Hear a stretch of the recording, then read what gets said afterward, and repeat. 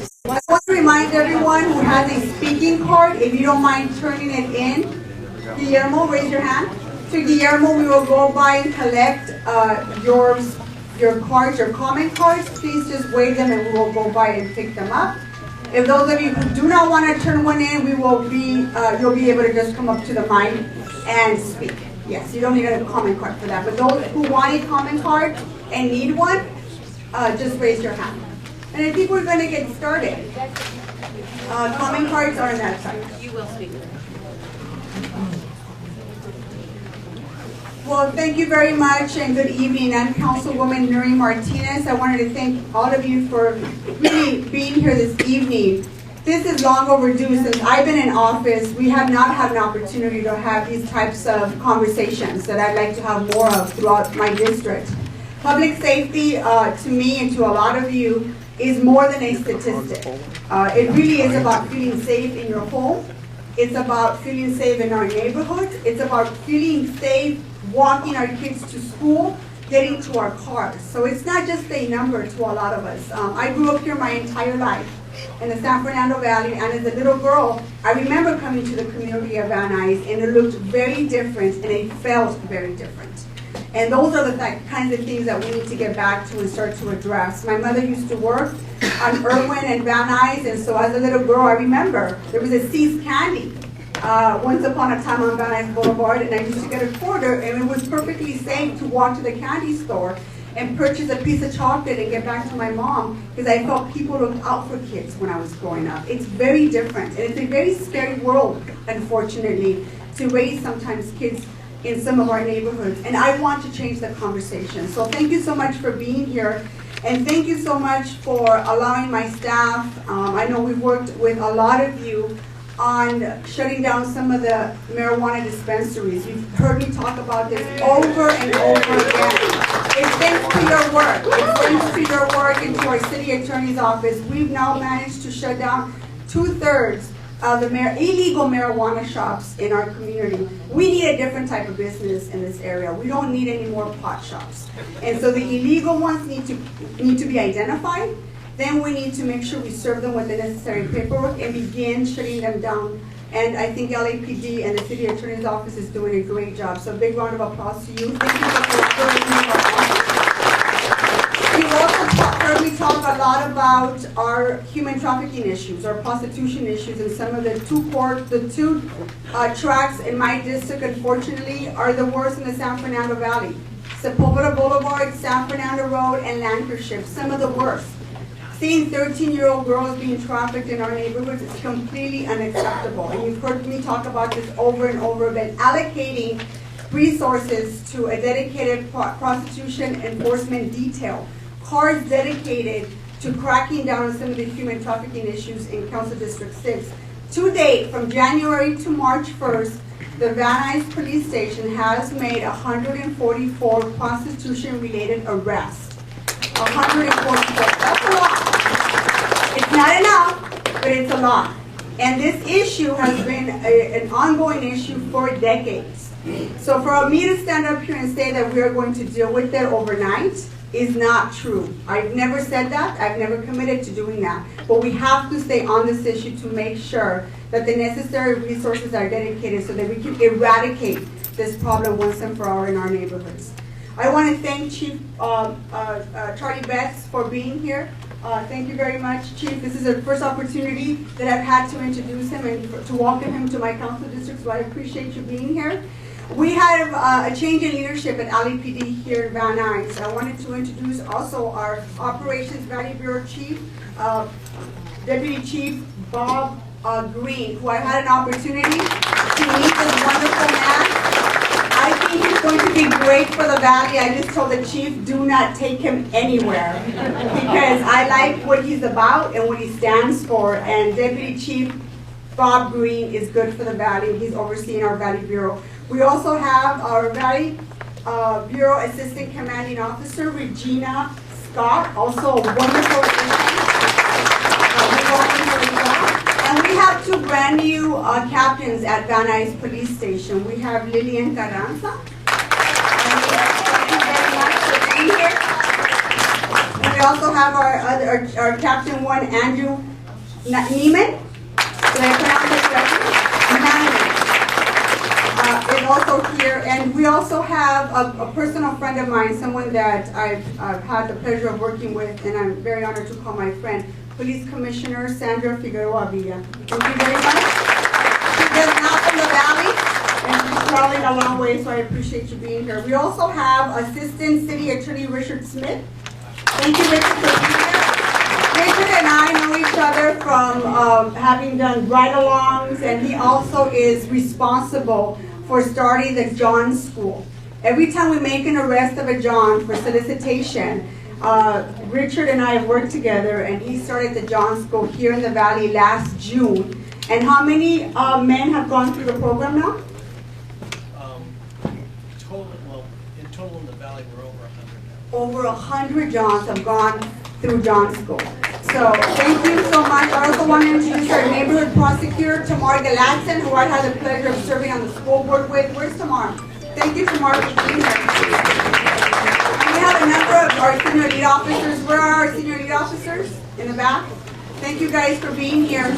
And again, this is about a conversation about how to not only understand the way resources are allocated within LAPD, for making sure that the Valley is heard and that the Valley is represented when it comes to allocation of resources of LAPD, and that your voices and concerns are being addressed here this evening. So thank you again for being here, and I look forward to hearing from a lot of your comments and feedback and how we can work together in making our community safer. Thank you so much.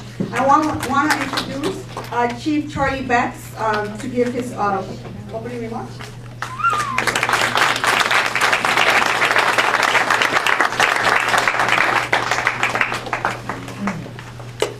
Well, good evening. And first I want to thank Councilmember Martinez for inviting me and for hosting this meeting.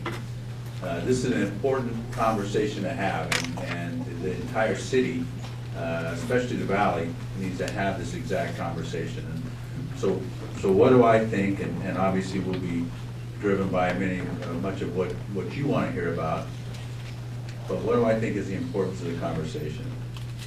One, we need to talk about crime. We need to talk about the increases that we've seen this year as compared to the several years past. But we need to put that in perspective. And LA is still the safest it's been in my lifetime. You know, we've made huge progress in that. But you have to watch for turning points. You have to watch for when tides turn and when things become different. And we've had a couple of things that I'll talk about that have changed the landscape in policing.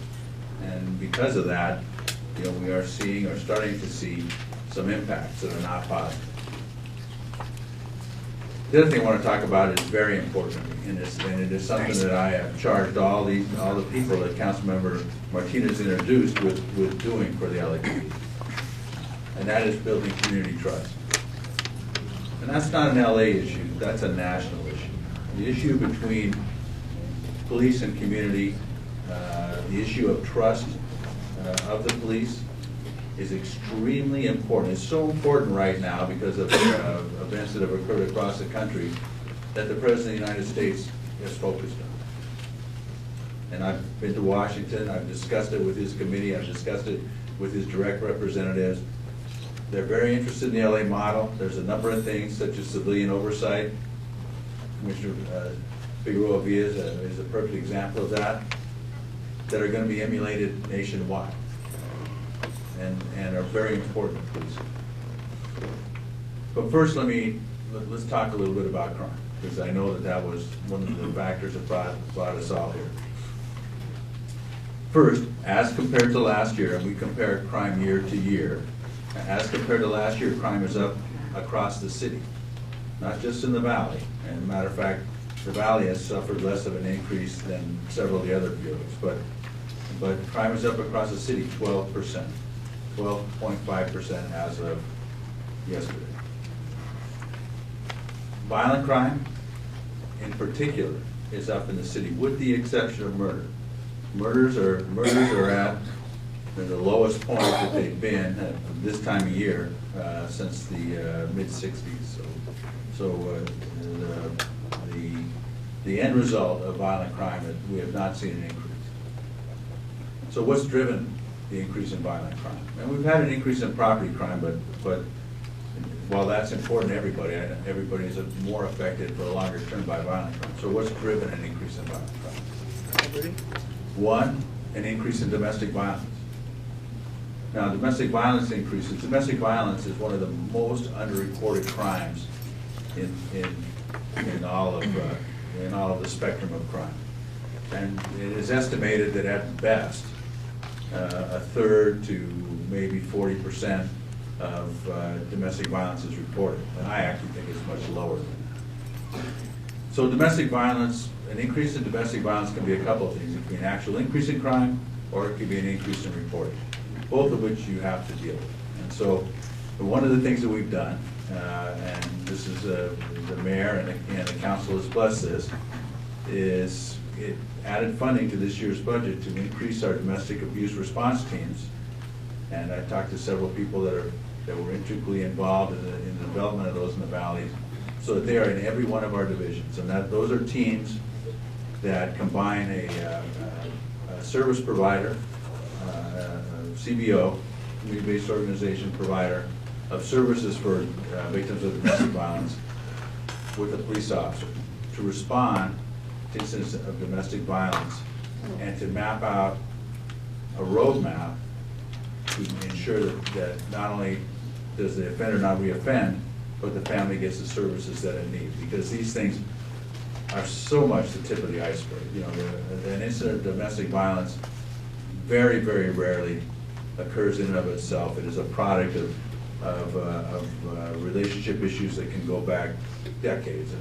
And having two young police officers go there and try to fix it is it's just not going to happen. Not going to happen. I can remember when I was a young cop, I began when I was 22 years old, and my partner wasn't much older. We went to a domestic violence call. This was back in the dark ages when all you did was tell them to separate and then you left. And thinking to myself, what can I tell these people? What can I tell these folks? They've been married longer than I've been alive. And I'm supposed to come here and help fix this problem. And I use that to illustrate that we need to do a better job at this. And so we're going to expand those teams throughout the city, and that's going to make an impact on domestic violence. The second piece of crime that has increased pretty much citywide is gang crime. Gang crime has gone up compared to last year. Now, you know, we've had almost 6 years of steady decline in gang crime. We've changed the way that we look at crime, gang crime. We've changed it to we're using a preventative and an intervention model to reduce acts of retaliation and to keep kids out of gangs. And we've had tremendous success with those things. We use very targeted intervention. We have, suppression. In other words, we have gang officers that are specifically assigned to gangs, and they work those gangs. And we've had a lot of success with that. But this year we've had issues. We've had issues with retaliations. We've had long-standing feuds boil up, not only in South Bureau, but in Central Bureau and in some parts of the valley. And so we're dealing with that. You know, these are solutions that take multiple layers to achieve. You know, you have to have not only programs to keep kids out of gangs, you got to have programs to address gang violence when it occurs, not only at the policing level, but at the social interaction level. You know, gangs are social groups that rely on violence to solve problems that other social groups find other avenues for. And so you have to interject people that have respect within those circles to come to different solutions. And those are interventionists, and the city has used funding through community-based organizations to keep interventionists, and you have some great ones in the valley, Blinky and some of the others, to make a difference, to stop violent acts. You know, and we'll worry about keeping kids completely out of gangs in maybe the next iteration, but right now we need to stop the violence. So those are two things that have driven violent crime, but it's more than that. We also had some changes in the law. We had some time ago, Prop 109 changed some of the ways that we incarcerate folks, but most recently, Prop 47 changed the way that we prosecute some crimes that are pretty widespread in the Valley and throughout Los Angeles. Now, it's too early to tell whether that has been the sole cause or is directly causal to the increase in crime, because we're early into the year and you need more data to draw a direct correlation on these things. But we have commissioned those studies. And when those studies are completed, we hope to have some suggestions that may lead to modifications of these laws. You know, there were some significant holes in the legislation. So that will be forthcoming. The issues that I believe that most of you want to talk about today relative to crime are going to be local. They're going to be very local to where you live and where you work. And that's why Chief Bean and his team are here. You know, they are the ones that have direct hands-on dealing with crime in your neighborhood. They're senior lead officers, they're detectives, they are the ones that are responsible for addressing crime in the Valley. My job as chief is to support them, get them as many resources as I can, and make sure that they use them effectively. I have tremendous faith in your team in the Valley. They are a great team. The thing I spend the most time on in my job is picking the people that sit in these seats. It is so important that they're not only people that are goal-driven and want to hit the metrics that I provide them, reduce crime, but are also community-oriented and understand that we have a solemn duty to be your partners, not just your protectors. You know, we want to be a police department that you can depend on, not only to be safe, but also to make this a better place to live in so many ways. And you know, I have to applaud Councilwoman Martinez for her work on prostitution, her work on the pot shops. These are issues that require everybody's will. You know,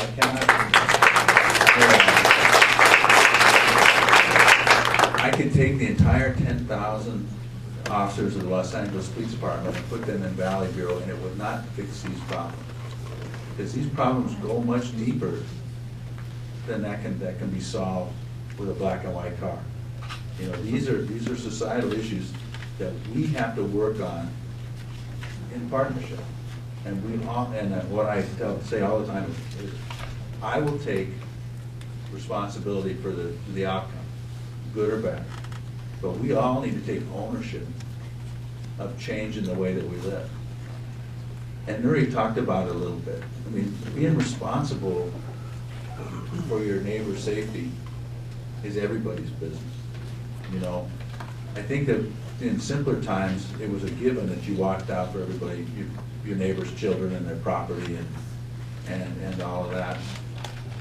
And I think that is our goal now. We got to get back to those times when people will pay attention to each other's safety as much as they pay attention to their own. And when all of us take responsibility for this, we can make a difference. We can change the way Los Angeles is perceived and the way it actually is. And by doing that, again, I'll get to my final point here.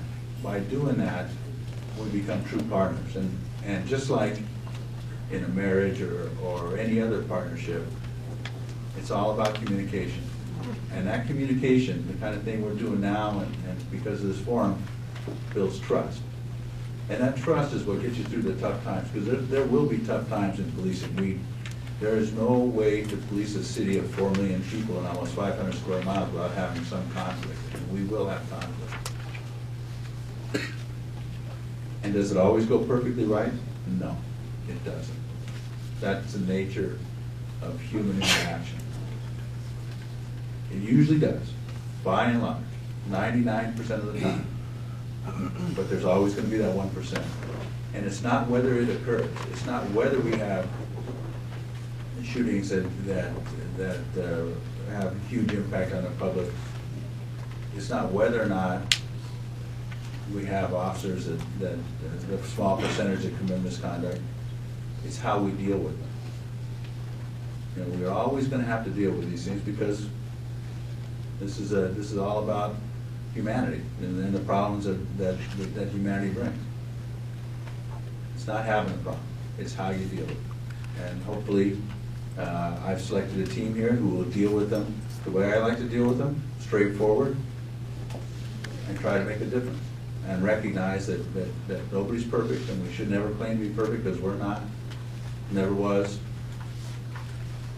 but we strive for it. And we expect it out of each other. Maybe not out of everybody else, but we hold each other to a pretty high standard. So that's what I wanted to say to all of you, and to thank you for having me here. Now, I'll be able to stay for a little bit of the dialogue, but I have another engagement after this. But I want to tell you that if I didn't have faith in this team that's sitting here, then I wouldn't be able to lead. The goal of picking people to have these important positions is so that they make the decisions. Now, I hold them to a high standard when they do, and they all know that. But I want them to make the decisions. I want them to represent you, and I want them to be responsible for what happens here. So, you have good people, it's a great community, and I appreciate you asking me.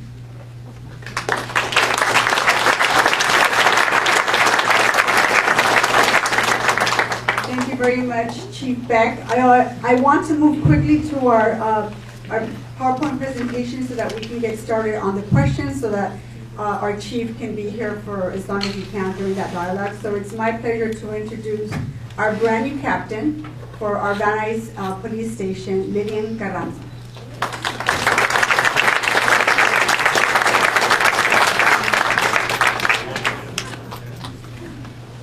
This is going to be a little awkward, so ahead I will apologize for having to turn my back to you while I work with Linda in order to make this presentation.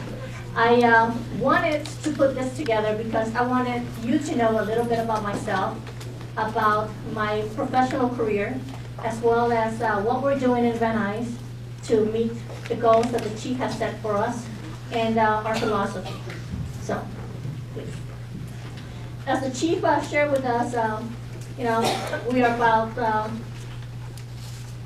let's see, it's even hard for me to see, 472 square miles in the city of Los Angeles with a population of 3,792,000 people, and with about approximately 9,500 sworn employees.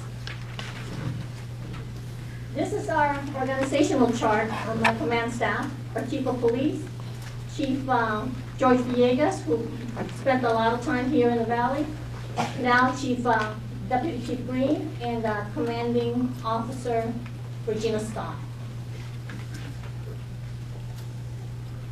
So welcome to Van Nuys. Gotta tell you, I'm very happy to be here. As you can imagine, I cannot do this job by myself. We have a population of almost 200,000 people, 17.5 square miles, and approximately 250 officers assigned to Van Nuys. That does not include our civilian staff. And my partner, Andy Neiman, how are you, Andy? He is the patrol captain, and my detective commanding officer, Jim Gavin.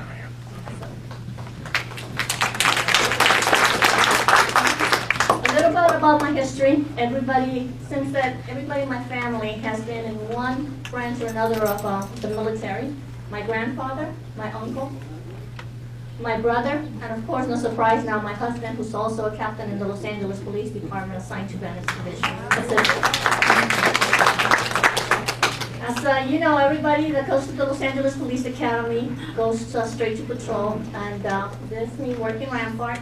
And each one of these hash marks is 5 years, so I have a little bit over 25 years on the job.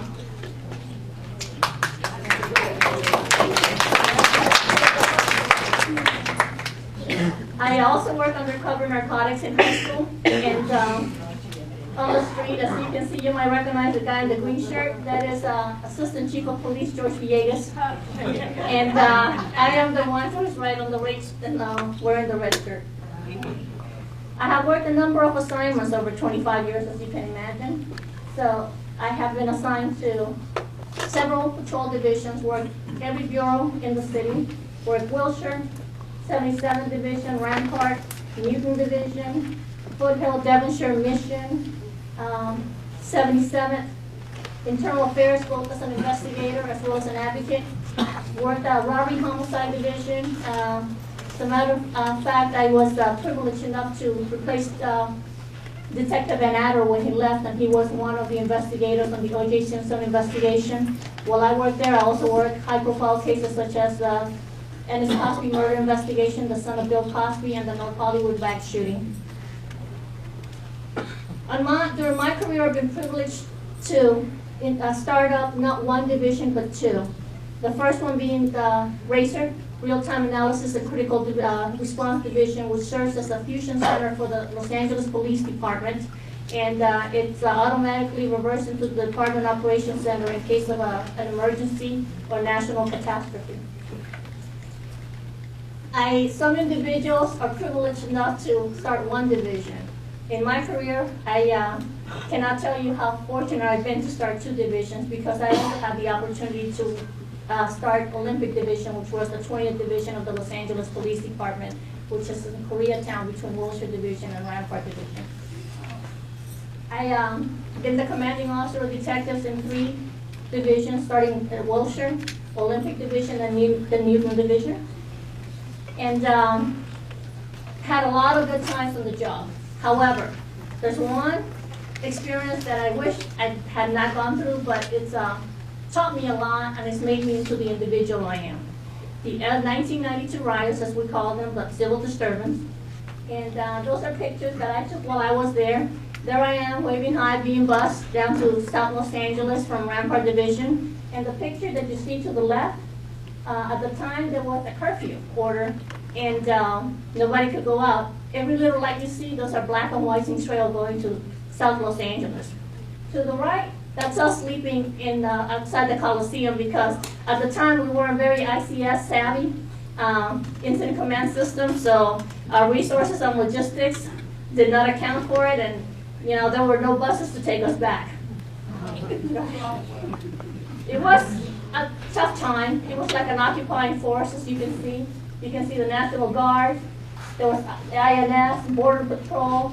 It was very difficult even for a fire department to get to calls without being threatened or injured. So we had to have a specific detail assigned to them. But going fast forward, around 3 years ago, the chief of police saw fit to promote me to the rank of captain, and I am very grateful for that. And of course, one of the things I'll never want to do is let him down. One of my commands first was the Wilshire Division, then 77th Division, that is one of the most violent, if not the most violent command of the city of Los Angeles. There we are, holding inspection, and there's our chief. Next. So Van Nuys Community Police Station. What do we serve? We serve the Van Nuys community, of course, Sherman Oaks, Valley Glen, Sepulveda, and the Ventura Business District that I found that is very, very active. The backbone, of course, our patrol force, but our liaisons to our community are our senior lead officers. Here in Van Nuys, we have 7 senior lead officers assigned to the division, and all of them very engaged with the community. The area also serves 3 council districts. There's 41 reporting districts, and within those districts, council members, Nury, she has 11 of the reporting districts out of the 41 here in Van Nuys Division. We also have Paul Krikorian and also Tom Lavange. We also work very closely in partnership, something that decades ago we weren't very good at, playing in the sandbox with other agencies. Well, things get a lot done faster and better when you have others in your team. So in the fair, you saw some of the agencies that we work with, and all of them just so happened that last week we were working with them as well. Work very closely with our fire departments, particularly here in the, everywhere, but here in the valley, you know, earthquake preparedness and, of course, brush fires. That's something that is not immune to the area. And with the press, something that in the past we were very guarded. Now we invite it because the story's going to get out. Might as well have a little whatever say so we can, and then we'll, you know, adjust as the time goes on. And if anything needs to be changed, we'll be more than happy to share that with them as well, without, of course, compromising the investigation. One of the mandates that Chief Green made very clear to me as an area commanding officer, he wants me to be extremely involved with the community. So that's exactly what I have been doing the last 2 months since I've been here. Whether it's visiting the school, emergency preparedness, and meeting with some of our community members. Our clergy council plays a huge role here in this community. They touch thousands of individuals in a way that the message is going to get to a lot better than I could ever deliver it. Whether it's the business owners, the YMCA, the community meetings, we have a shelter that is very, you know, it's like the epicenter of our community. I found that our community members just love their pets, and our business owners, as well as there is Coffee with Cops. That is something new that we'll be introducing every month here in Van Nuys. A DUI task force, like Mother Against Drunk Drivers, very involved, and I take every opportunity to support any task force that is put together by any other agency or other divisions within the city of Los Angeles. Just recently, this Saturday, Van Nuys was one of 2 locations that hosted the Operation Gun Buyback.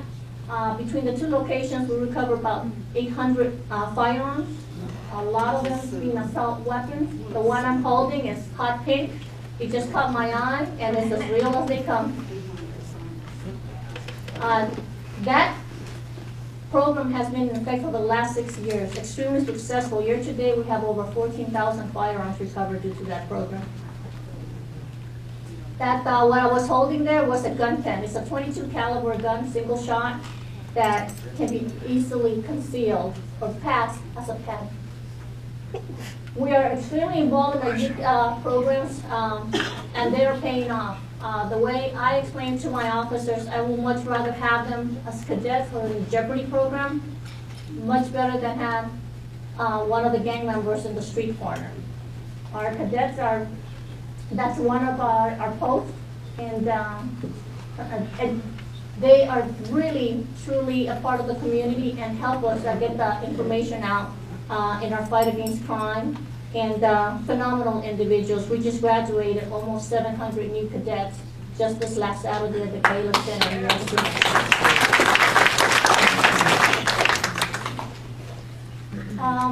There's currently 125, and there I am addressing them with the backdrop of this building. We also have a Jeopardy program, and that program serves young children between the ages of 8 and 17 and their parents. And it combines the strength of our community, our neighborhoods, our schools, and of course the police department to affect a positive lifestyle changes to our youth so that they can have a positive impact in their community. And this is Gio. He's been with the Jeopardy program about 3 years now, and he is 3 fights away from qualifying for the Olympic team. That I have been keeping very quiet, hoping not to jinx it, because I really believe in him. And if that was to happen, can you imagine the story behind this young man? He, got in trouble. He was taken off the streets of Van Nuys. He's been training at our Jeopardy site for the last 3 years. Single mom, staying in school, and he can very well represent us in the Olympics.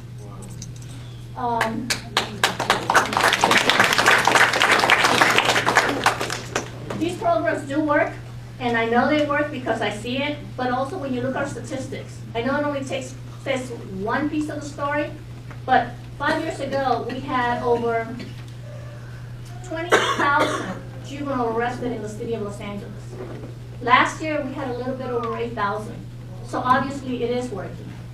And for the first year, last year in California, over 80% of the students attending high school graduated high school. So these programs are working, and whatever you can do as community members to support them will be greatly appreciated. We have a Mid-Valley Community Police Council boosters, which is made up of, it's comprised of residents, local businesses, corporate and community members. And what they do is share a commitment to support the LAPD Van Nuys station and their officers. That is greatly appreciated by our officers.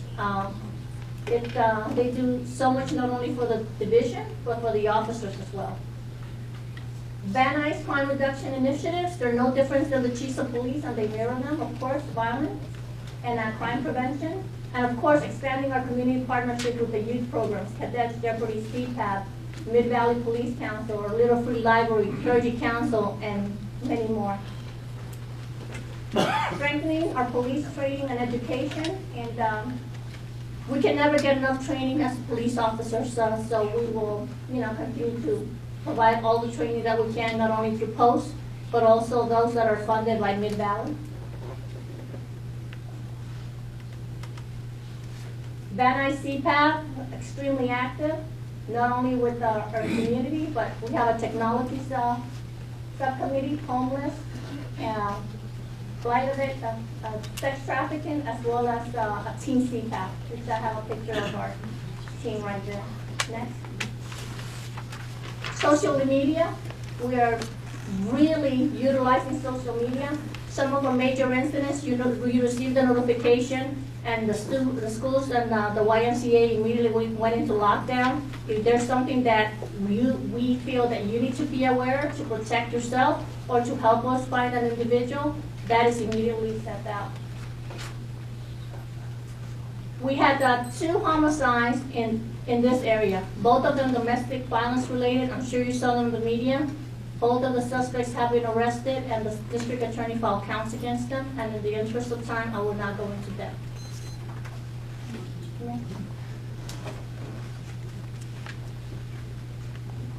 We have the Family Justice Center, which I'm sure that we'll be hearing a little bit more about later. And we also have a restraining order clinic, and some of the members are here today, every Tuesday between 4, starting at 4 o'clock for individuals that might need help. We are mission-driven and focused on the crime reduction efforts. And we have, of course, our goals, which mirror the chief's goals.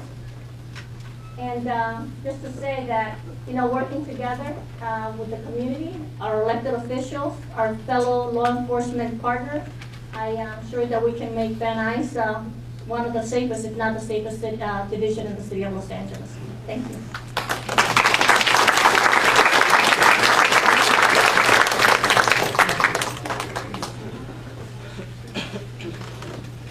Love to see women at the podium.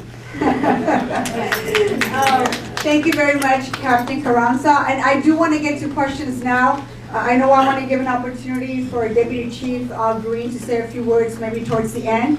But I know why you're here. We're all here for the same reason. I want Chief Beck to be here for as long as he can so we can get to questions. So my staff is actually going to be helping take the microphone, or we're going to go by rows. Is that right, Alexis?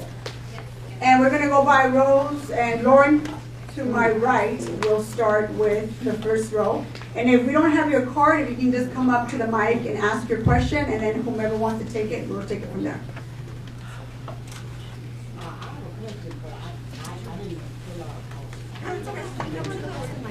Some people chose to fill out cards because they want to stay anonymous. We will read the question, and then we would answer it. If you feel comfortable, come to the mic. That's perfectly acceptable as well. Whatever you want to do. Go ahead. Hi, I just want to make sure that I have a detector for my case. Not on. Yeah, I want to make sure. Can't hear you. She wants to make sure that there is a detective assigned to her case. Yes. Bev, if you'll see me afterwards, I'll get your name and we'll make sure that. Okay. Thank you very much. Okay. It's Jeanette Hall. Do you want? We can take the microphone. Don't need it. I want to make sure I get it. Thank you. Okay, my name is Jeanette Hobbs. It's not on. Is it on? There it is, that's better. Okay, my name is Jeanette Hobbs. Nury knows me well. I help support getting her into office because she's fantastic and we love her. I am on the Van Nuys Neighborhood Council. I am the treasurer. I am also a budget advocate. And as a budget advocate, we have been discussing for many, many months and actually years, various ways to save money for the city and to streamline the budget. Both LAUSD and the city share identical problems, being very large, therefore also having sizable pension benefit and salary budgets totaling the lion's share of said budgets, or approximately 87%. This leaves precious little for everything else. I know the suggestion I'm championing, trying to champion. Okay, I'll get it out yet. Won't save large sums of money, but it will save man hours and administrative costs and ultimately free up more officers to be out in the streets, which is what we need, obviously, to combat crime, especially since the crime I'm going to be mentioning are minor things, but we've got major issues going on, and we want you officers out there for the more egregious things rather than the little things that take up your time and stop you from doing the things that we want you to do. So, what I'm going to suggest is something that the Public Safety Committee for the Van Nuys Neighborhood Council has been working on for a little more than 2 years. I understand that Mitch Englander is also championing the same thing. And a couple of you have also talked about it because I talked to our new captain as well as a few of you to tell you what I've got in mind. And that is that we would like to see an online reporting system, not just being talked about or not just being sent to committee, but actually put into process so that we can report minor crime like vandalism, graffiti, our car window being broken into our car, and things being stolen, our tires being slashed, which happened to a number of the council members, by the way. And it was impossible to get the crime reported and nothing was taken care of for it. So that's kind of sad because here we're volunteering trying to help. I hate to interrupt. Okay, I'll hurry. What is it? There's a specific question? I want to see if they will support us because this is going to save approximately $300 per report, which gives them more money to be able to use for officers and gets them freeing up to be out on the street. This is what we need because then, for example, if you have a car accident and you need a DR number and you can't give it to your insurance company, they don't help you. So a lot of these little things can be handled quite simply if we can get this done. And since there are a number of people that are on board with it, and since we've been working on it for a couple of years, we would like to see that happen. And it would help the community immensely, and it would help you, and it would help every other community. And I understand it's being done in other cities like Glendale. They do it like everybody. And we are working on that, and you're correct. My colleague Mitch Englander is a supporter, and I sit on the Public Safety Committee, and it's been an ongoing debate of how we fund an online reporting system. So, to your point, we agree. Next. Anybody else have any questions? Don? Let's see if I can get up this fast. Chief Beck, one question. Are you a kind of an understudy for Tom Selleck, or is he an understudy for you? Now, we appreciate your being out here, but I know you don't come out to all the areas on a regular basis. Now, we do. Our city attorney, I want to thank Rick for everything he's doing with the prosecuting of the judges and prostitutes. And Nury, most of all, thank you for what you bring to our community. We know you're working hard. We see it every day. And what else can I say? We need a bigger vice division personnel number than we have now, Chief. So if there's any way that you can get us more bodies in vice, I don't know what the exact number is, but if you doubled it or tripled it, it wouldn't be enough. Thank you. Just say a little bit about the vicing that I think we do have. As far as I know, there are some vacancies there that we're trying to make sure that are backfilled and that we get the necessary resources to the captain. So I agree with you on that 100%. Next question? I was sorry. Sorry, okay. My name is Antonio Sanchez. I live in the Nuys San Fernando Valley.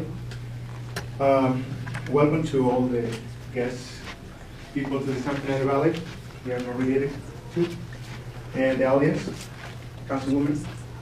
My straight question.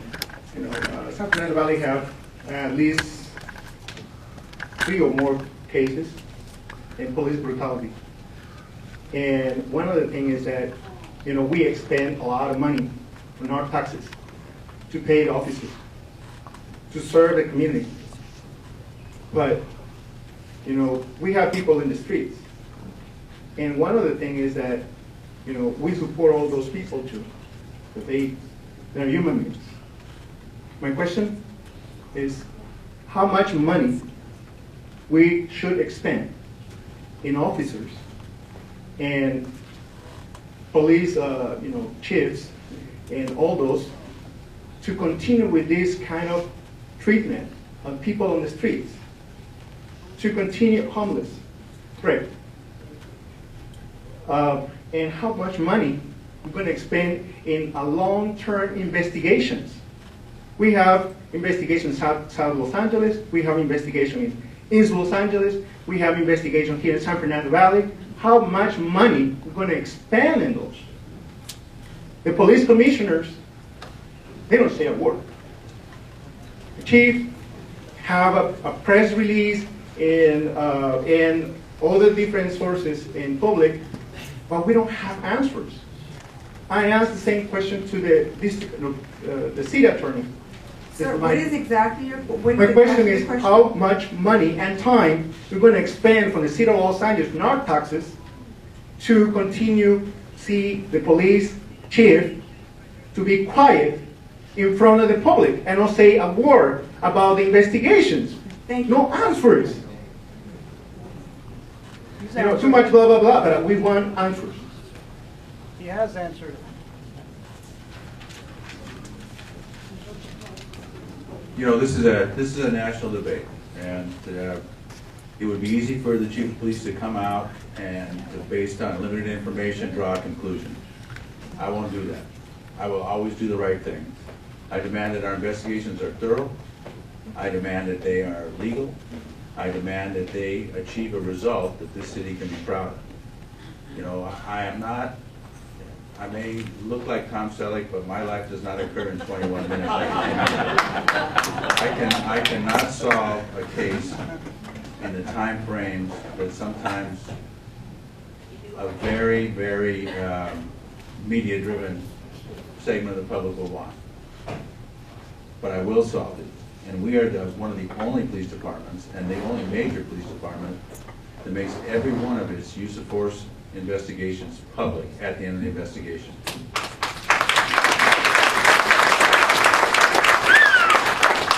We also, for years, release the names of officers involved in significant use of force after I make sure that the officers are safe when I do it. We try to be as transparent as the law will allow me to be. But we also have a goal, and that goal is justice. And I am not going to give up justice for speed.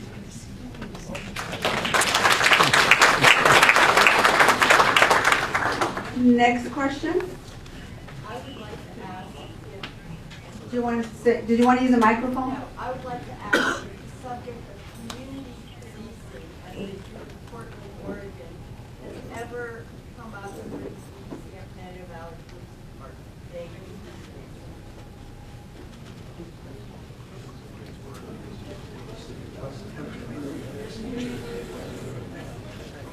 So I'll take that. So I'm not familiar with what Portland's doing for community policing. Going on since 1995. Senior League program, which is the model that Portland took, started. I was one of the first senior leagues, and I started in the 70s. So, and I apologize. I have another appointment, and I'm going to be late. But I wanted to be here. Chief Green will fill me on the details of what the rest of the questions were. I appreciate your support.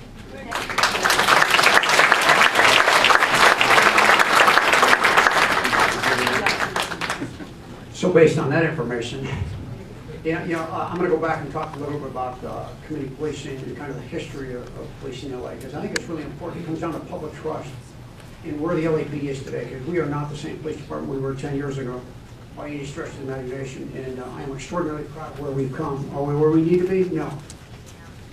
But if we go back, and I've spent the last 10 years in South LA, and the majority of my 35 years has been in and out of South LA. So the community policing component, I understand to my core. I was raised in the Explorer program, so I've been around the LAPD for 40 years. As a kid, I hung out with the LAPD, and I've got the ability to look back for 4 decades and see what this organization has done very well and what we haven't done very well. And as a kind of a student of history, I can look at LA, and I had to do a lot of soul searching in South LA, because during the 1940s, what was going on in this country? It was Jim Crow, wasn't it? We had Jim Crow across this country. And so the LAPD in the 1940s through the 1960s looked very much like Bob Green. You're 5'10" taller, you're a male white. That's what the image of the LAPD was. The largest movement of African Americans to Los Angeles was in the 1940s, the war, in the early 40s. They came, the Alameda Corridor was full of manufacturing. So folks came out here to get jobs. And so when you look at what was going on across this country in the 40s, how warmly do you think those folks were received when you look at history? So then we go into the 60s, some of the most tumultuous times in this country's history when it came to civil rights and actually acknowledging that African Americans were human beings and deserved the right to vote. And so in 1965, we had the riots in Los Angeles, and it was about oppression, not just in LA, but in any big city of this country. And so the LAPD went to community policing on steroids. We had senior lead officers, we had basic team policing, and we really pushed community policing to where it was throughout the city and was becoming very, very effective. It was an extraordinary success, and that's when I really came into being with the Los Angeles Police Department. But in the late 70s, we had this epidemic with crack and PCP. And because of that epidemic in crack and PCP, the violence in LA skyrocketed. We were averaging 1,100 homicides a year through the 80s. We were the murder capital of this country. And so whenever I talk about this piece, you really have to put it in context of the times. The Los Angeles Police Department was a much smaller department. We were about 7,000, 7,500 police officers at the time. And we were struggling to control violence. And it just wasn't the homicides. You can multiply the number of homicides by 2 or 3 and get the number of folks that were being shot at the time because of gang wars and turf wars over cocaine. You had people ODing or dying in the streets, and you had gals that were literally selling themselves for a hit on that crack pipe. It was horrid times. And so ultimately, with a small police department like that, our reaction was not to do it with the community. We saw it as we had to go in and stop the violence. And so to do that, we went to suppression on steroids, especially in South LA. And so during the 80s, we would bring in 200 or 300 extra cops on Friday and Saturday nights into South LA, and ultimately would do that to stop the violence. But every young man that stepped off that curb, if he stepped off on a don't walk sign, he'd get a ticket. If I could impound his car, I'd take his car. If I could put him in jail, I'd put him in jail. And the goal was not malicious, it was to stop the violence and the mayhem that was going on at the time. And so if you look at that, we did that virtually through the 80s and into the 90s until Rodney King came along. So Rodney King was not about Rodney King. That was about another decade of what we refer to as suppression, trying to stop the violence. But what did the community see that as? They saw that as oppression, just like back in the 60s. And so ultimately, as we came out of that with the consent decree and Bill Bratton, we have turned to nothing but community policing. And having lived this last 10 years in South LA, it's not just the African American story. You can go to a Latino story, and there's a very similar story to be told. But our success is building relationships. It's relationship-based policing. You look at what the chief of police talked about when it came to gang intervention. It's taking folks that don't look like a lot of us in this room, that have tremendous influence in neighborhoods, that can go in there and tell young men to stop it because they have experienced prison, they've experienced incarceration, they've experienced death. And they don't want their kids to grow up in that same environment. And so what we're seeing is things that we've never tried before in Los Angeles or in this country that are extraordinarily successful at reducing violence and have been one of the big reasons we've seen a reduction in gang violence over the last few years. And so if we look at some of the things, we're going to talk about prostitution for a minute, because as I look through a lot of these cards, it's all about the prostitution problem. So if I were to stand up and tell you that, hey, this bureau chief's going to come up here, I'm going to stop a problem that's been going on for centuries in this country, you'd laugh me out. But the reality is, there's a lot of things we did in South LA. We talked about, the 100+ arrests of prostitutes that we've had in this community. But you know what? I am mildly interested in prostitutes. I'm really interested in the pimps that are out there, forcing those girls to work the street. So actually this Thursday at 1 o'clock, I have a meeting with a bunch of folks that I work with in South LA, with our city attorney, a whole bunch of other people, look at a human trafficking task force to where we can put the crosshairs on the pimp. And these guys are brutal at forcing these young gals, a lot of them come out of foster care, to work the streets, to get them addicted to a substance that they can control them.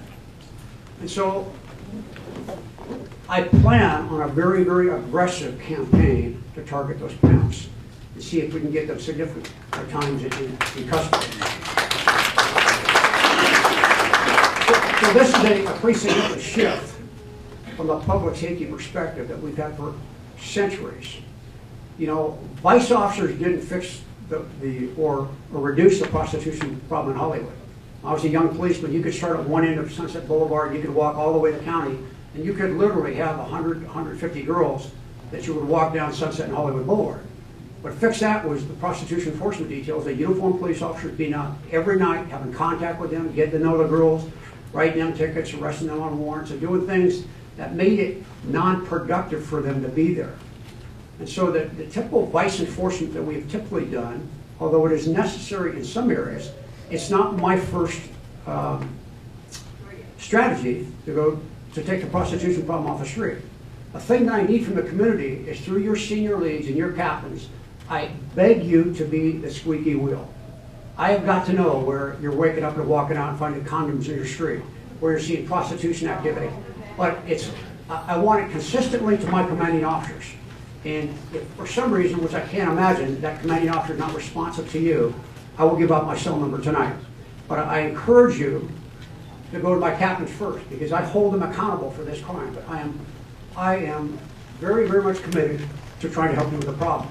But realize my strategy will not be typical vice enforcement. We're going to go after the folks that are truly victimizing these gals. Believe me, the John program is great. The John program is great. But typically we have looked at prostitutes as suspects and not victims. You know, and there are girls out there that are making lots of money. But at the end of the day, there are folks that, in most of those cases, forcing them to be there. So that doesn't mean it's not a blight issue. It means it's an issue we've got to take very seriously, and we've got to be aggressive about it. One of the most difficult things for me to do every month is when I force my captains to have a deployment meeting to decide where they're going to put their resources every month. Whether it's for traffic complaints, whether it's safe passage to get the kids to school, or whether it's vice enforcement. So I pledge you, I need to know what the committee priorities are so we can specifically target those. I'll talk about the criminal justice system and some of the things I'd like to do in the Valley. Now, we've looked at the juvenile justice system for decades that I've been involved in it, and here we take at-risk kids, and ultimately they get arrested for the first time, and somebody else represents them in the court. They never have to go back and apologize. They end up on probation generally 6 months down the road, and there is no life lesson for them. They don't have to pay restitution. So there's a lot of really unique programs going on throughout this country with restorative justice, where instead of I can take a crime report when that child commits a crime for the first time, but instead of booking him and putting him in juvenile hall for the first time, we can get his guardian to sign him up for a program that if he or she finishes for 6 months, they may not get a booking number. But the reality is, if they finish that program, that may deter them from being in the criminal justice system for the next 2 or 3 decades. They may have to go back and apologize and pay restitution, do all the things they don't have to. So there's a lot of very unique things going on that we're willing to try. And I work for a chief of police that has given me the latitude to try a lot of things with our neighborhood prosecutors, with the city attorney's office, and now with the DA. And so we will aggressively bring those things to the Valley. Well, they're going to take time and they're going to take funding. The homeless problem has exploded in Los Angeles. Number one, because ultimately, year-round, folks can come here and live on the street, where they can't do that in a lot of parts of this country. So it is an epidemic. This is not, the city council and the mayor just released his strategy for the plan. This is a much, much broader problem. It's a state problem. So I encourage all of you to get involved, because this is a human rights issue. And when it comes to enforcement, if I've got a transient on your front lawn, a radio car will go out there and he'll address that. But we're moving that problem someplace else, because we can't incarcerate that person. And if we did, we'd have thousands of people that we're going to take off the street and tie up a black and white to get somebody in custody and take all the belongings for them to be right back out. And so this is really a political issue that we all need to get involved with. You know, just like mental illness, one of the most devastating thing for young police officers to go out and deal with somebody that is mentally ill on the street. And you have seen recently that there are a number of situations that have not gone well when it comes to law enforcement officers dealing with folks mentally ill on the street. And when you deal with mentally ill folks, sometimes they don't do things that are rational. And ultimately, when you grab on officers' guns and things, it puts officers in a very, very bad position. So as a government, we have a tremendous obligation to hire and train police officers to a very high standard. As a law enforcement agency, I have an obligation to you to hold them to a high standard and hold them accountable. We fire and we discipline police officers every year. And you don't hear who that name is because it's protected. But believe me, we send police officers to board of rights all the time, and they're terminated from employment or they're disciplined significantly for acts that they do.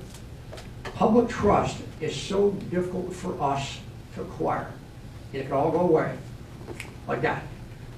A flash of eye with the one incident. One police officer that decides to do something that is illegal or immoral, and then it's a battle to get it back. So as a bureau chief out here, I'm blessed with two extraordinary commanders, and I take every allegation of misconduct very, very seriously. Now, the question was asked earlier, how much will we pay? We'll pay as much money as I need to get to the truth. And sometimes you can't. So in July, we will see body-worn cameras in the San Fernando Valley Admission Station for the first time.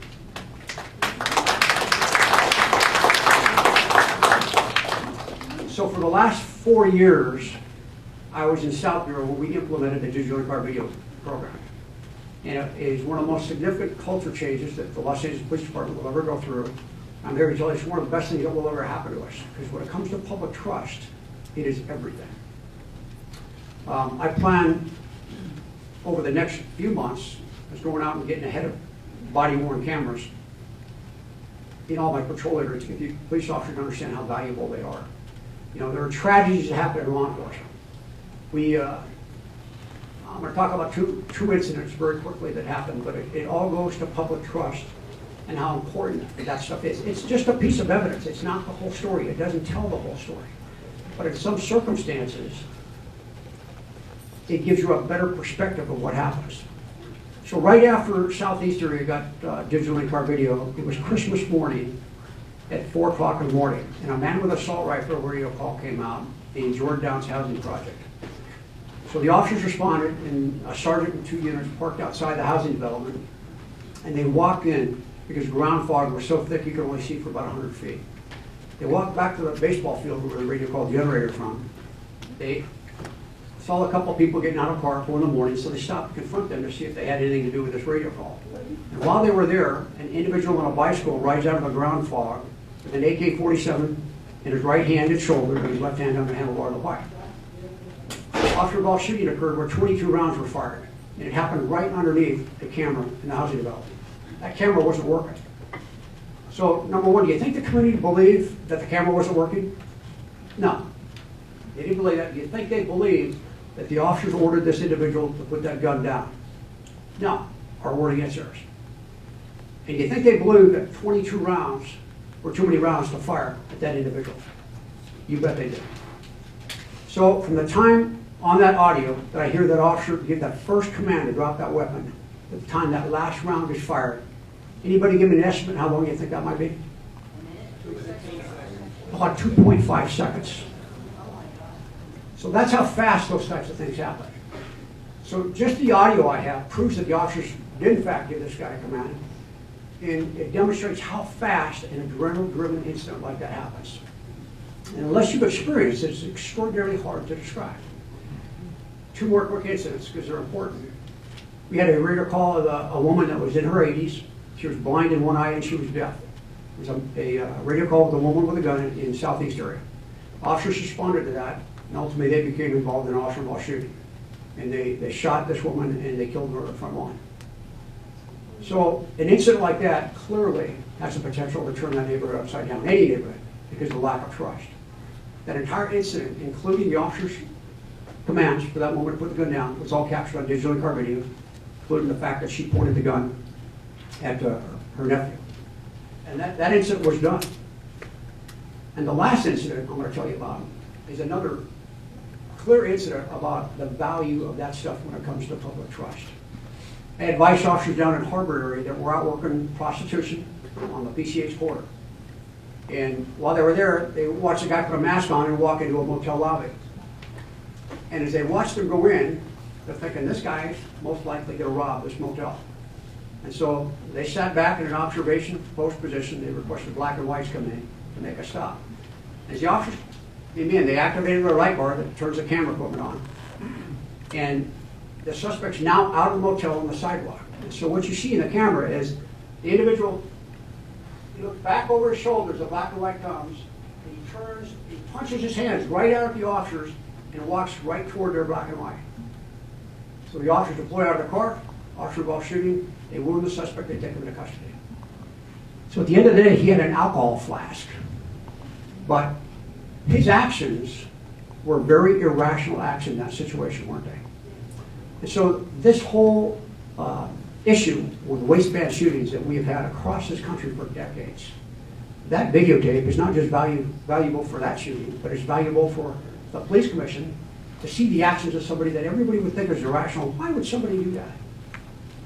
But now, it's on tape.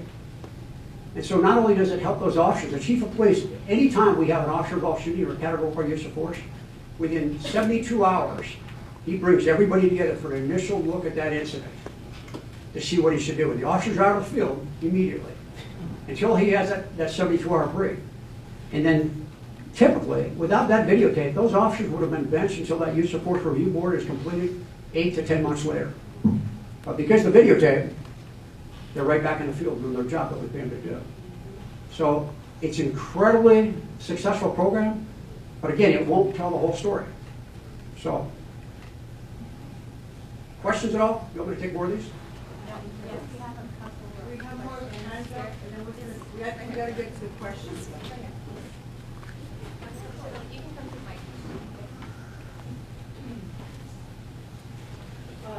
Sort of to tie in some of the topics that have already been mentioned, one about community policing and the other about resources.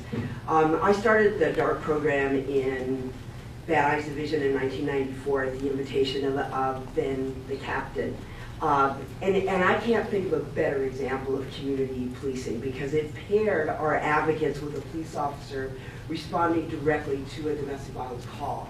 And it really made a difference because when we were going in the apartment buildings, we would walk in and someone would pull us aside and say, you don't remember, but you saved my life.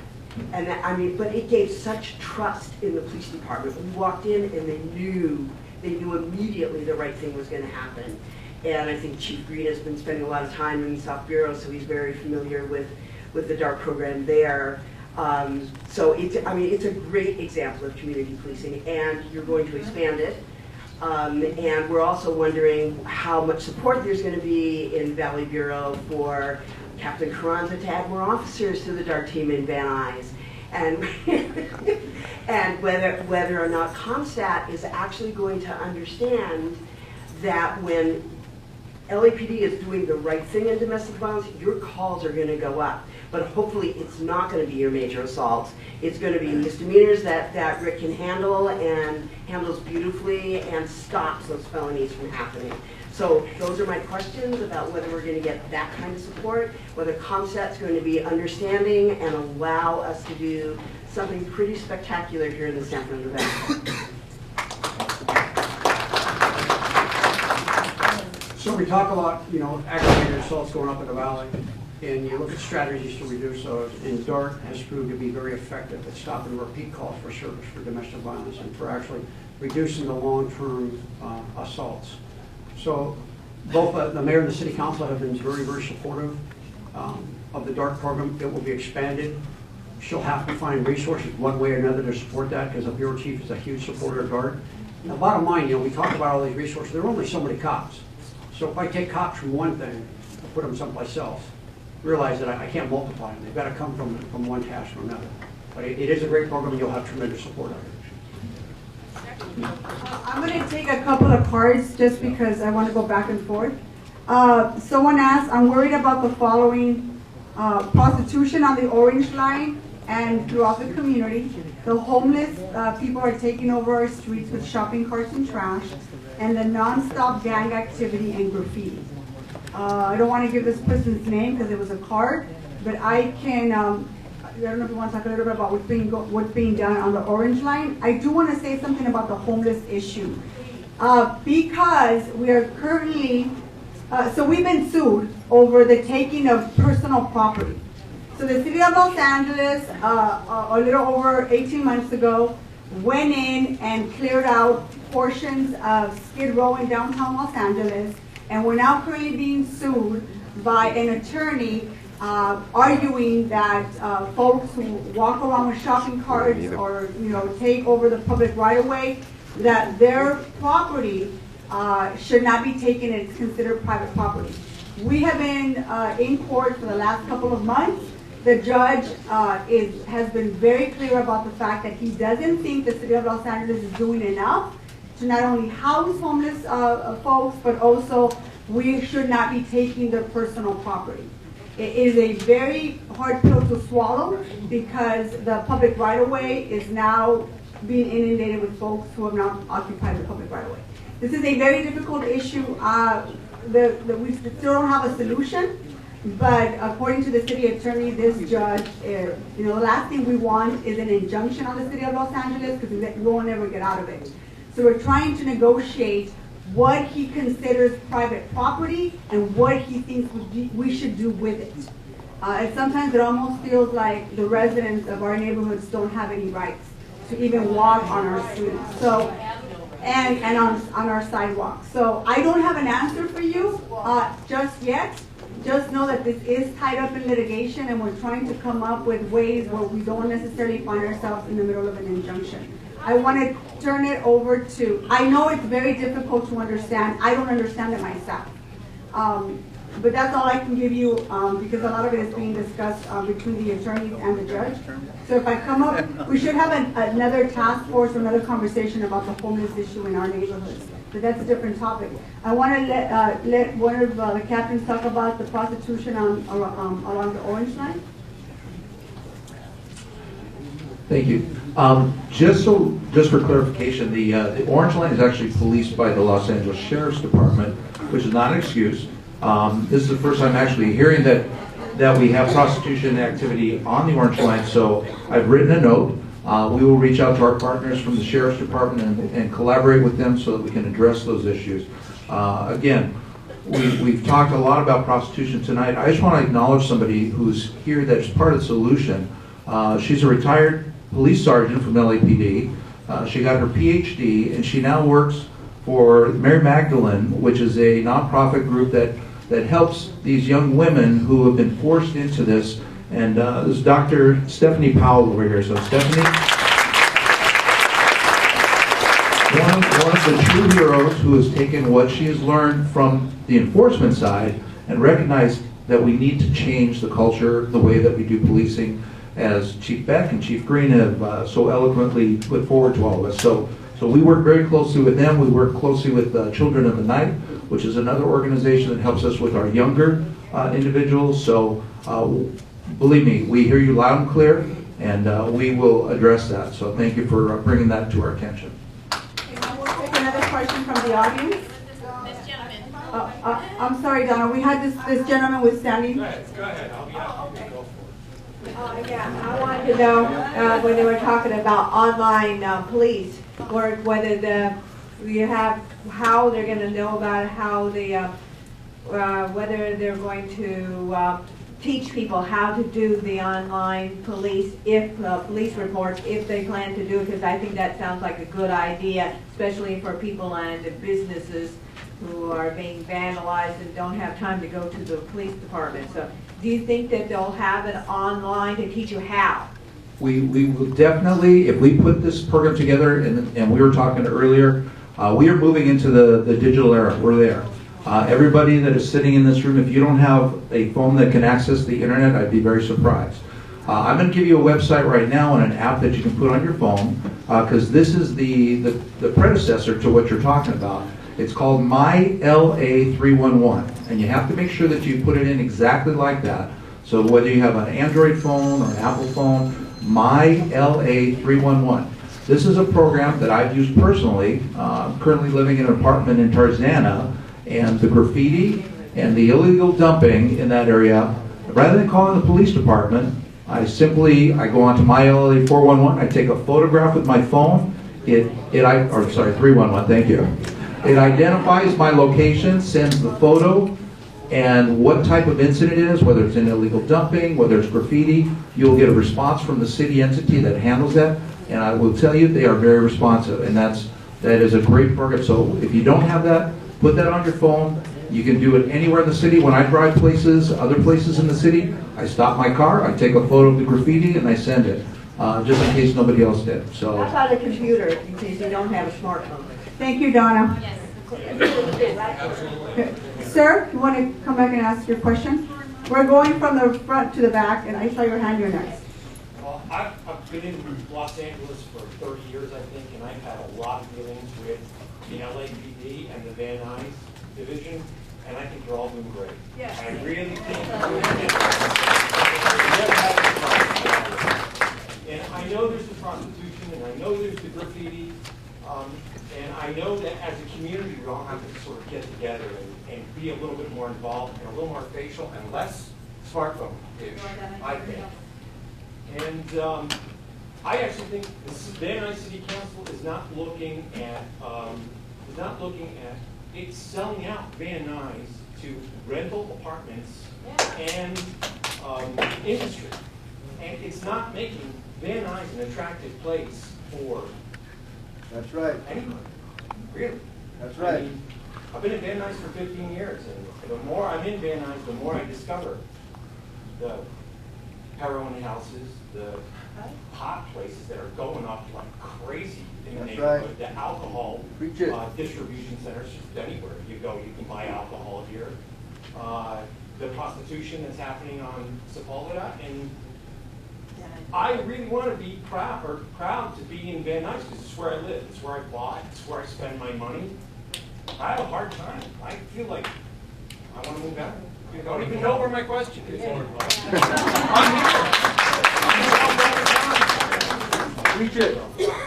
I don't disagree with anything that you just said. In fact, like I said earlier, having grown up here my entire life, the quality of life of this community has definitely diminished. There are some good positive things that are going to be taking place on Van Nuys Boulevard in the next couple of years, I hope so. Redevelopment projects, we need a different type of shopping experience on the boulevard. We are also part of the Great Streets Initiative that the mayor has launched. Van Nuys Boulevard is one of those corridors. Next month, we're getting together to talk about how much funding is going to be allocated and when we're going to launch that. Again, to give people of this area a different experience. There's also talk about, dedicated bus lane or light rail along Van Nuys Boulevard. We were shortchanged a long time ago when we talked about building mass transit for the valley. The ridership comes from the north and travels towards the south.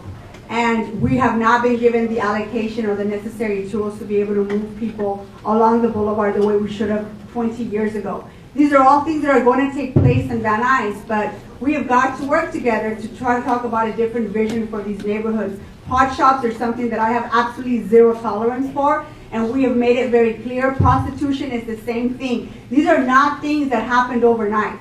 These things have all taken place. The quality of life in this neighborhood has deteriorated over the last 20 to 30 years because your leadership has not been paying attention. So all I can say is hold me accountable for my duration of my tenure, and please give me an opportunity to make things better.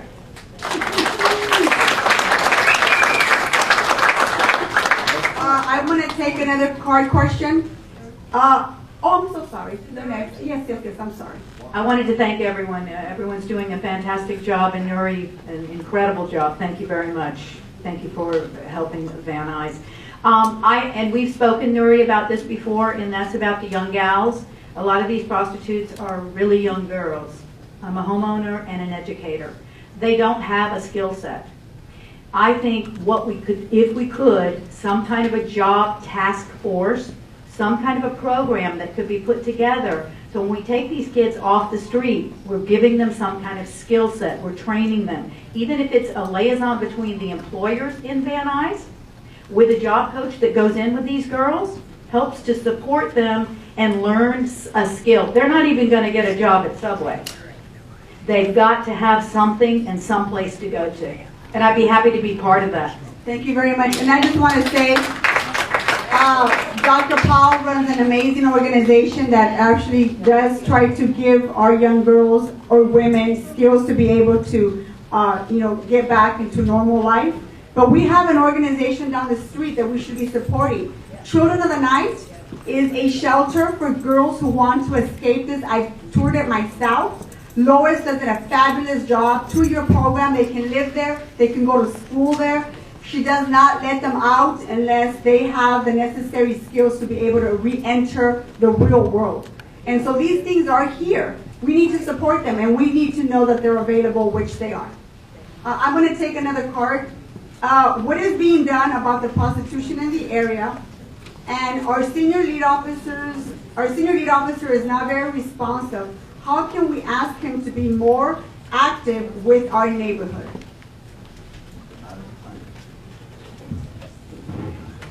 I believe the senior lead officer issue was addressed earlier with the sergeant. If that is not accurate, please let me know after the meeting. But as it relates to the prostitution problem, we're very well aware of it on Sepulveda between Sherman Oaks, Burbank, and that was one of the very first things I learned when I got here two months ago. And as of last Friday, in partnership with La Unión as well as Univision, they reached between 4 and 6 million viewers. They went on a ride-along with our Vice unit, and they got first-hand exposure as to what happens out there on Sepulveda. Then, in addition to that, we are going to be deploying our license plate readers along Sepulveda, and those individuals that are repeat travelers through there, we'll be issuing them a letter of warning, hey, your car was seen several times in a high prostitution area. Just be aware, be careful while you're traveling in this particular area. We already spoke with Dr. Stephanie Payne and Aldo Powell now. Sorry, Stephanie. And about Mary Magdalene, the program, Children of the Night. We are well aware that, these children are children. They cannot give legal consent. They are minors. They do not wake up and say, hey, I would like to be a prostitute when I grow up. That just does not happen. So we are well aware of this. Last year at this time, we had 13 juveniles arrested for prostitution between the ages of 12 and 17. This year, we have had 0 because we recognize that these are victims of crime, and we're addressing that as well.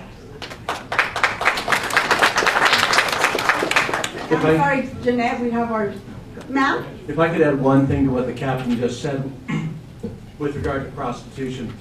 One of the things you guys should know is that, and when I was listening to Chief Green talk, I realized that his views echo our own. We have come to see the street walking prostitutes, both the adults and the minors, as the victims that they are of a really pernicious trade.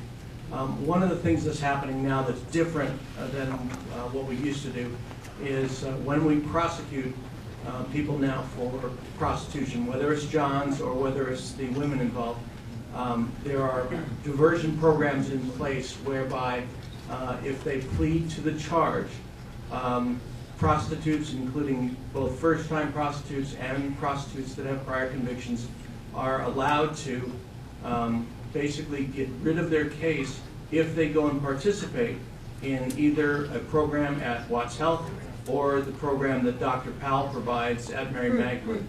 Repeat prostitutes do an 18-session program, first-time prostitutes do a 8-session program, and it exposes them to the resources that are necessary if they're going to get off the street. And if they go to that program and they stay out of trouble, their cases are dismissed.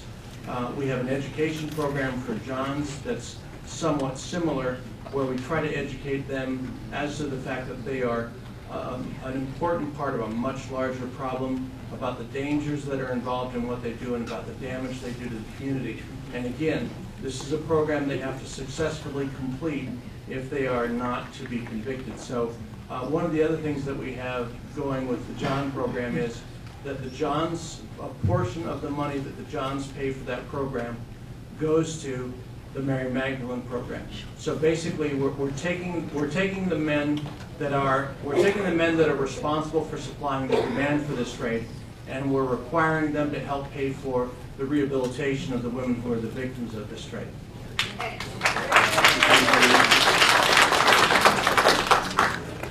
Hi, I'm an homeowner in Van Nuys, and I want to tag on to the idea that this man mentioned and what you were talking about, Nury, about the correlation between the increased crime rate and the lack of economic development in Van Nuys. I look around, I see diverse economic development in Northridge, in Canoga Park, even in Reseda. I see it in North Hollywood. I do not see anything besides muffler shops going into Van Nuys, and I see there's a direct correlation.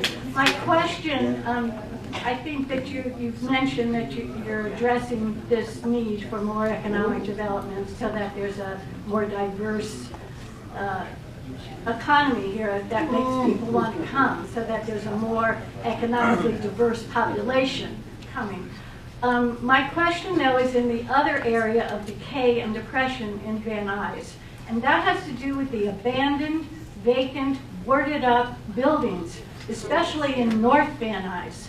Between Van Owen and Satakoy, there are buildings that have been abandoned since the '94 earthquake that are just standing there. And what is the city council doing to try and purchase these properties, get rid of them, develop them, because this is increasing a crime environment? So that is a great question. So that is up and down. That issue of abandoned buildings is actually, you can go as far north as Panorama City. You have the Panorama Mall, you have the Montgomery Ward site, that's a little over 14 acres. That used to be a really nice store to be able to shop at in the 80s. That was all boarded up and abandoned after the Northridge earthquake. Unfortunately, the governor several years ago took away the Community Redevelopment Agency, which gave the city of Los Angeles the ability to be able to partner with developers to attract them to these parts of town. Without the Community Redevelopment Agency, it makes it very difficult to want to be able to lure developers into these parts of the city. For example, NoHo, if you go to portions of North Hollywood where the red line is, that is all a Community Redevelopment Agency project. That was all leveraged because there was tax incentives that lured developers into that part of the city.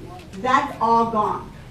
A developer isn't going to come into an area if there isn't an incentive, if they don't think there's an economic, vitality here.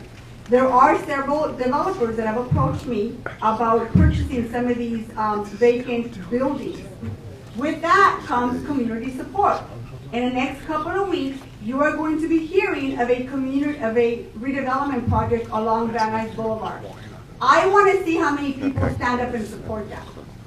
I think it's a good idea, but people, you would be surprised when you talk about building retail accompanied with a little bit of, a mixed-use project where you have people living, above retail. That is all starting to, people are now starting to come to me with those types of projects. It makes it very difficult to support projects like that when they don't have community support. So I'm interested to see if that's actually going to happen. But well, no, it's going to go to the neighborhood council. It's coming to the neighborhood council for community input in the next week. So I just want to get back to the vacant buildings. There are several interested folks that want to do something along Van Nuys Boulevard. If the project pencils out and we have community support to support these kinds of projects, I'm happy to support them. But we no longer have the ability to lure developers into these areas without tax incentives. That's all gone. So if developers want to come into this area, it all has to be out of pocket. There is nothing government really right now that we can do to leverage people to come in. That's the reality. That's what these areas have seen no economic development up and down the boulevard. But we might have light rail. If we get smart and demand that we get light rail on Van Nuys Boulevard, what does that mean? Where do we build the stations? And can we turn some of these neighborhoods around, or some of these retail corridors around, when you have an actual station full of people that are going to be exiting and getting on a bus or something like the Orange Line? These are all opportunities that are coming to Van Nuys. We just have to be ready to capitalize on it, and not necessarily say, no, we don't want it here, we don't want you to build anything here because we like it just the way it is. So, I know, Monica, I saw your hand up. So I'm interested to see how many community folks actually come out to support the project that you're going to be hearing in the next week or so that's going to be proposed here on Van Nuys Boulevard. Did you want to come to the microphone, please? Yes. If the project, I don't know if this is on or not. Okay. I don't know if these projects are really the types of projects, what all they entail, because what Van Nuys seems to be getting are, the swap meet on top of a swap meet, rather than what perhaps, a West LA would. But what I would like to encourage the city council, who, we hear that Mayor Garcetti works with the governor, he works with the president all the time. Well, all of these restrictions then, as far as that there aren't incentives, that falls on deaf ears to a lot of the citizens, because if something really wants to get done, we know that it can get done here. So I would encourage the council members to create ordinances, to open up the lines of communication, and really put the pressure also on those people that can really affect change positively to get some of these things done for our communities. Thank you. Great. Thank you, Monica. So the project that I'm referring to, and it's going to, I think the developer is going to come and speak to the Van Nuys Neighborhood Council, is not a swap meet. Those of you who have heard me talk about retail on Van Nuys Boulevard, that is not what I'm interested in seeing. This is restaurants, patio dining, retail space at the bottom with living quarters above the retail. From what I can tell, it looks like a very nice project. It is all privately funded, so it needs to pencil out for the developer, but that looks like something that could be coming to the boulevard. Excuse me. I need to go to the cards, and then we can have another speaker. Can the police now check guest registers at the hotels and motels since the Supreme Court ruling in their favor? Is this a tool that could help make a difference? And bonus question, can the Voyager Motel be shut down and demolished? I love this question. So to answer your question, as far as I know, we lost the ability, we lost in court a couple of months ago to be able to look at guest register at motels and hotels.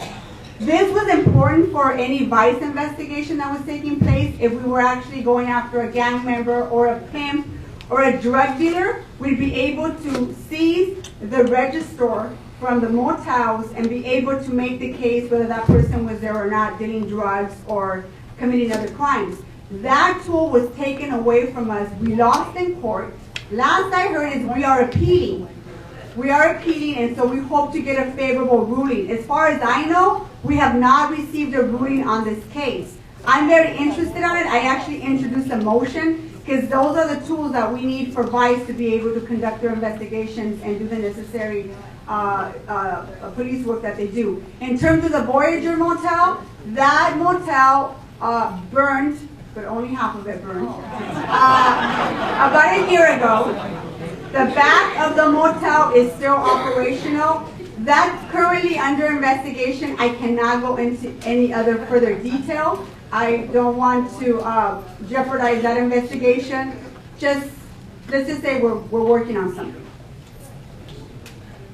Can we take another question from the audience? Yes, sir. There was a young woman back here, too.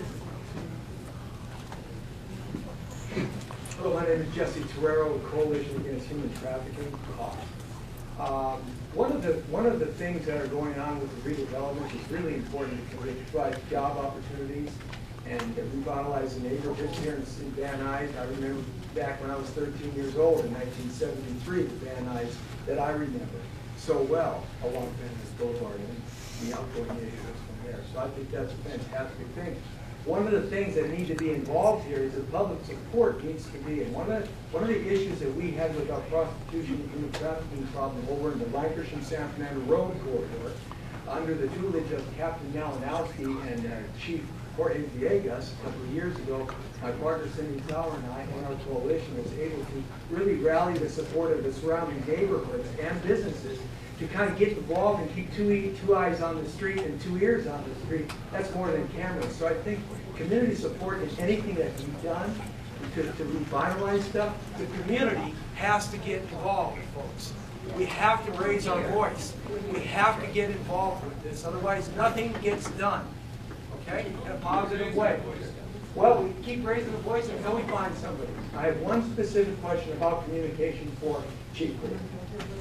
One of the issues that a lot of folks talk to us about is they're afraid to call the police department. They're afraid to call, not 911, because that's an emergency, but when they have to call the desk, the typical desk call, and they feel like it is, the call is taken and the report is taken, but nothing seems to be done about that at that point of contact. And I know the process, it goes from there to a watch commander, to your process of communication. What is the chief doing to increase and better that communication process from the point that the public calls the division or put it like the Foothill Banner Commission, so that something actually seems to be getting done that the public can feel positive about? I'd like you to address that. So for non-emergency calls and for a lot of the things, the quality of life issues, our senior lead officers are the most important component of what we do, having those relationships in each one of your neighborhoods, each one of those basic cars. So the question came up a little while ago about what do we do when the senior leads aren't responsive. So right now I'm going to give you a couple of phone numbers. My captains hate me when I do this. First phone number, I'm going to give you my phone number. So get a pencil and paper down, it's my cell phone number, and then I'm going to give you your two captains' phone numbers. And if your senior leads aren't responsive, which may be vacation, maybe a number of things, I'd ask you to call the area commanding officer, patrol commanding officer, because they will fix that very, very quickly. A senior lead has a very, very difficult job, lots of demands, but however, that is what I ask you to do. Call that senior lead officer, establish a relationship with them, so we're getting the information. And if you see no follow-up right away, call the area commanding officers. If you don't hear from them, you can use my cell number. All right? So my cell number, 213-440-0569.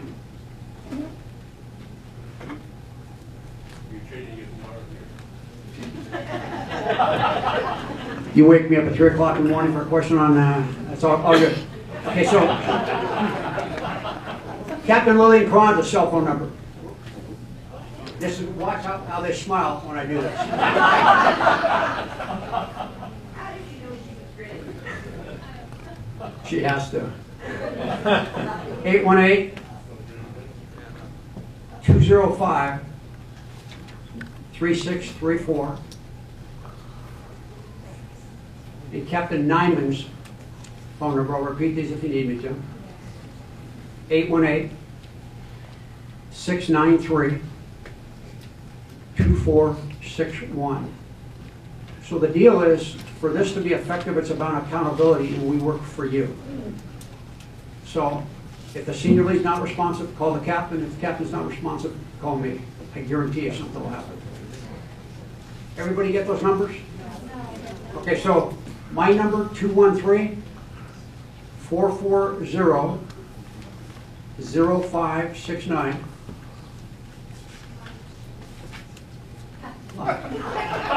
She just got rid of her cell phone. My cell phone number, 213-926-6614. 926-6614. And when you came in, if you picked up the sheet, it has our senior lead officers, it has their boundaries, it also has their email address, as well as their phone numbers. And they do respond. I have a very good relationship. Thank you. Everybody get Captain Neiman's number? Chief, what was yours again? You don't need to be answered. You can see me after the meeting. It is approaching 8 o'clock. I want to take the gentleman in the back who's had his hand up for 20 minutes. There you go. Please come on up. Anyone else? Oh, can you just line up behind this gentleman? Deputy Chief? Oh, you were waiting beforehand? I wanted to ask, I think part of the problem here, you're talking about a lead officer and the relationships that they have with the community. We need a lot more than one person in a community. And I have lots of friends in the Ventura Police Department, and I live just a mile or two from here, and I've got one officer who's a friend of mine in LAPD. When are these guys going to get out of the cars and actually talk to people? I mean, you're talking about humanizing us. We need to humanize you guys too. I grew up in Chicago, and we had a beat cop, and one day this guy got beat up by a burglar. He was an aging police officer, and I still feel sorry for the burglar because everybody came out of the houses and helped him. I love my police officer friends up in Ventura. I love those guys, and they love me. We need to do that here. If we're supposed to be a community, then let's be a community. First of all, let me say, I'm not beating you up. I think that an officer, a rookie, should start at $100 grand a year. You guys don't get paid enough, as far as I'm concerned, to deal with all this crap.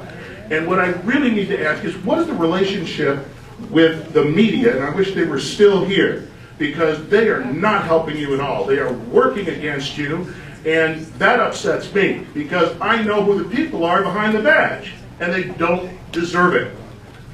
They don't. You said earlier that it only takes a small incident to lose the trust of the community, right? You've never really had it. You've never really had it because the media keeps pounding away at you. So what is the relationship you have with the media here?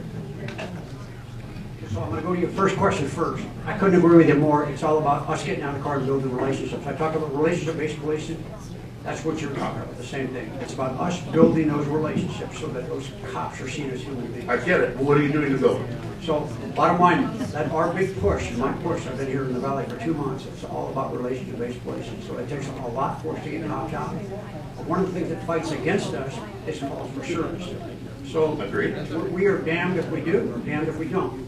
If we don't get there fast enough, people are mad at us. And every time somebody picks that phone up and calls 911, we're trying to get a unit there as quick as we can. So one of the things that hurts these guys is coming to serve you very, very quickly and running off in the next radio call because they're keeping it full. I think people would understand that. Well, that's what they're here for. You'd think they would understand, but when you're the one calling the police and you want somebody there right now, you don't understand. And so it's a fine balance of it.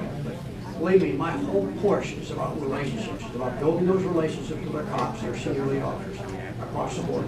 It's a very, very difficult process. Well, I want to help you as far as offering my services for fundraisers or anything. I do a lot for Ventura, and I'd love to work in my own backyard. And after this is over, I'd like to set up an appointment. You guys love to do that. In regards to media, police are a free society. It's one of the most difficult things we do. And I think we do it better than any place else in the United States. But accountability, which the media brings to us, holds us to a very, very high standard. And are there times we don't like that? Sure there are. But the bottom line, that accountability is what makes us successful. And make sure that there isn't corruption, the things that we've seen in the past. And so I welcome the media scrutiny. It just makes it better. Okay, well, we're all behind you here. Otherwise, we wouldn't be here, I'm sure. Thank you so much, sir.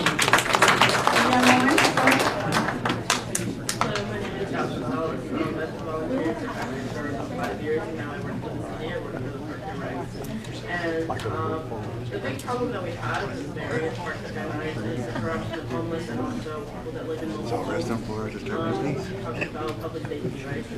Children cannot, participate in programs that we have, park programs. Well, we can't do this if we have consistent homeless, consistent mobile homes lurking, next to the basketball courts, next to the tennis courts. So what can we do, to reduce that and to get rid of that? Yeah, well, we shouldn't, we need to be, on the homeless issue in terms of all the encampments and all that stuff that's going on throughout our city, it's currently being litigated. But the mobile home park, if they're parked there for more than 48 hours, 72 hours, we can absolutely do something about that. I understand that, but we've been successful in other parks. For example, I live in Sun Valley.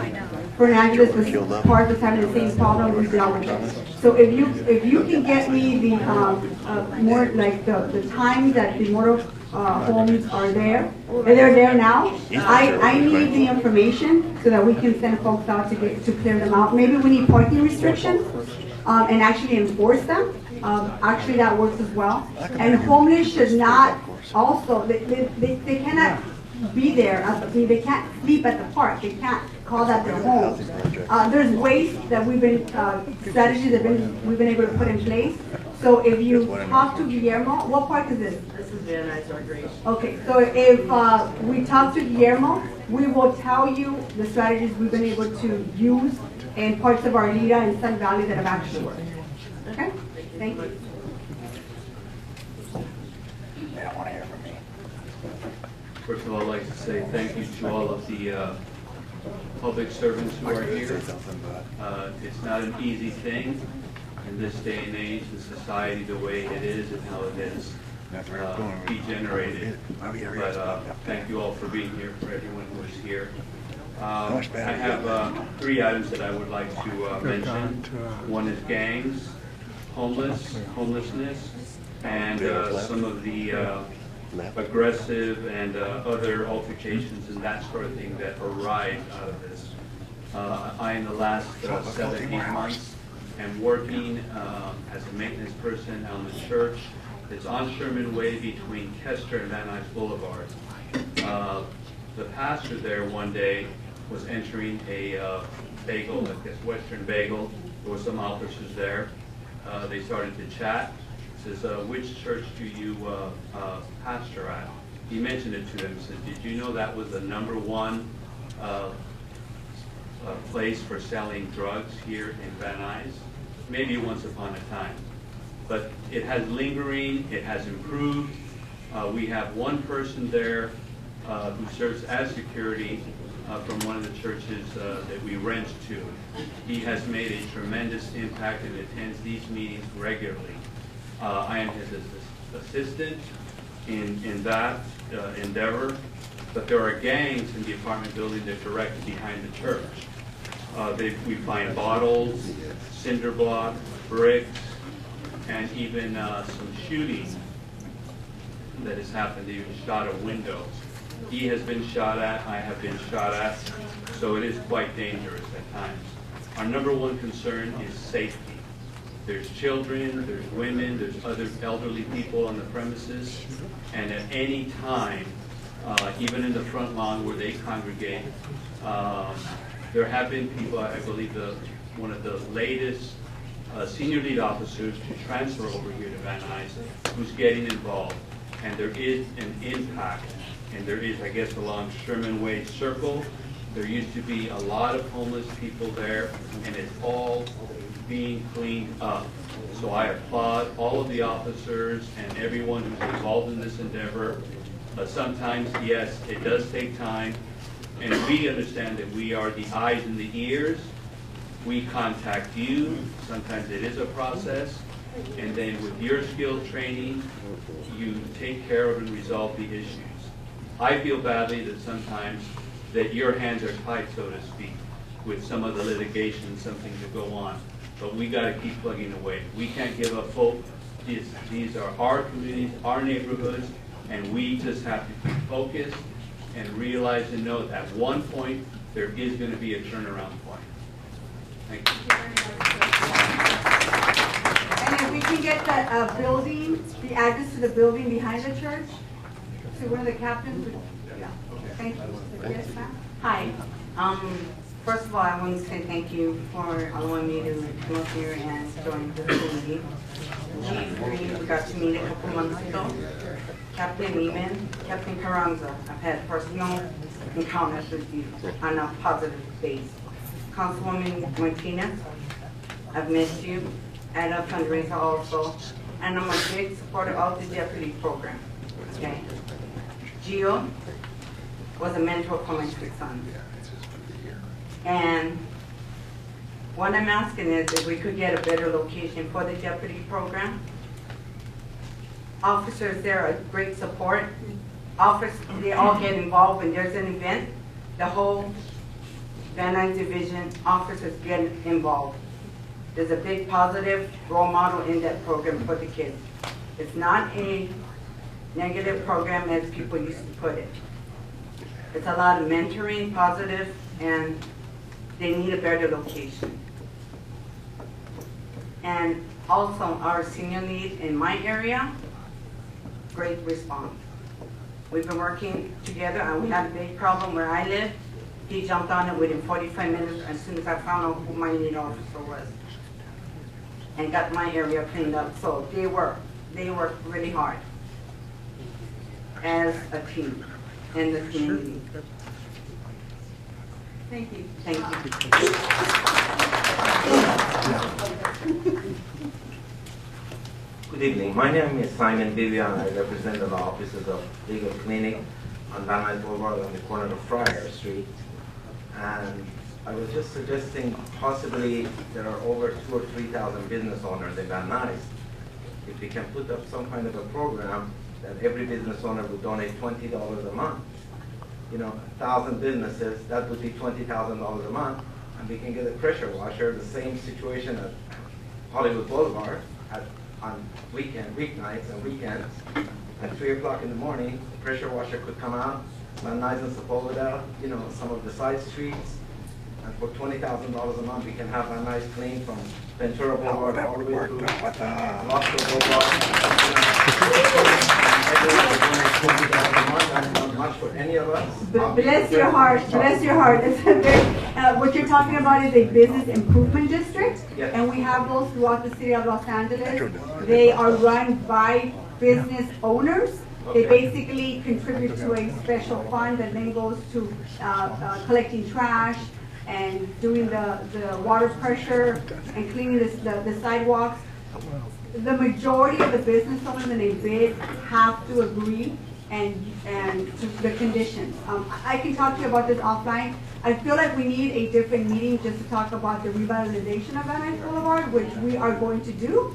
So if you just give me, no, I People are understand. more likely to But- come shop on that. Right. I agree 100%. So if I can have your name, a way to hold of you, give it to Guillermo. And we are having conversations about revitalizing Van Nuys and we want to do that, but I need a larger group besides you as a business owner to I'd be more than glad to assign one of my assistants to it. Great. To go out there and get a petition together. Perfect. That's what I want to do. If the sidewalks are wet, it's less likely for the homeless to sleep in the wet That is sidewalk. correct. Thank you.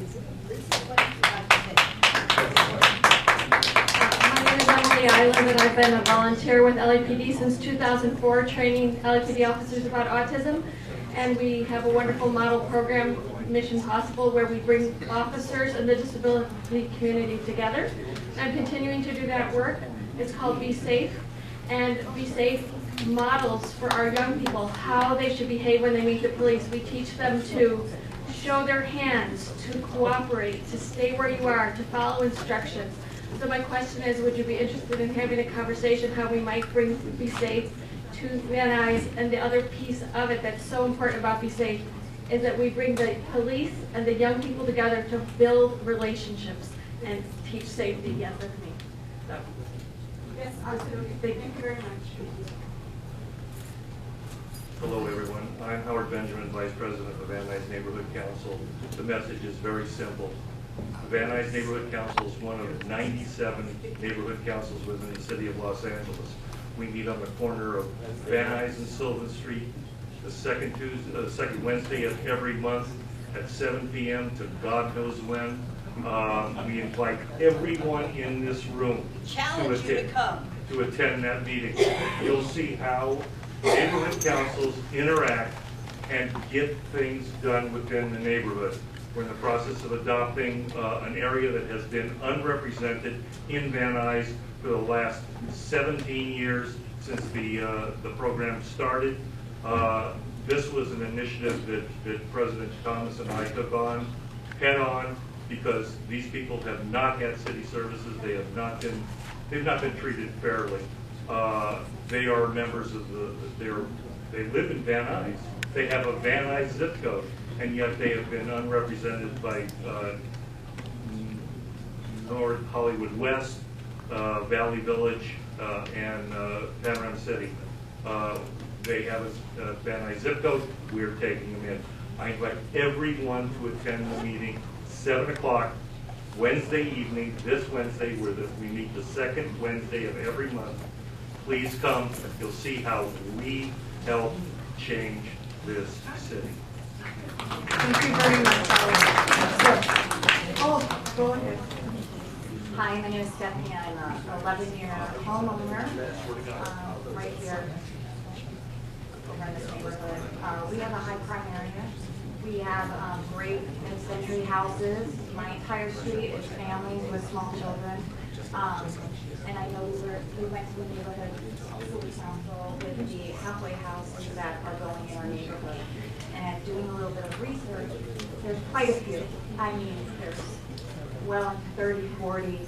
And right in my neighborhood, I can identify them now. I know the signs. I know where they are. My kids ask questions. And I'm just wondering, is there a cap for Van Nuys? Is there some way we can, I'm all about rehabilitation, but they're right in our residential neighborhoods. They're right there. When I ride my bike, when I run a marathon, I can tell you where every condom is. I'm a street runner, they're everywhere.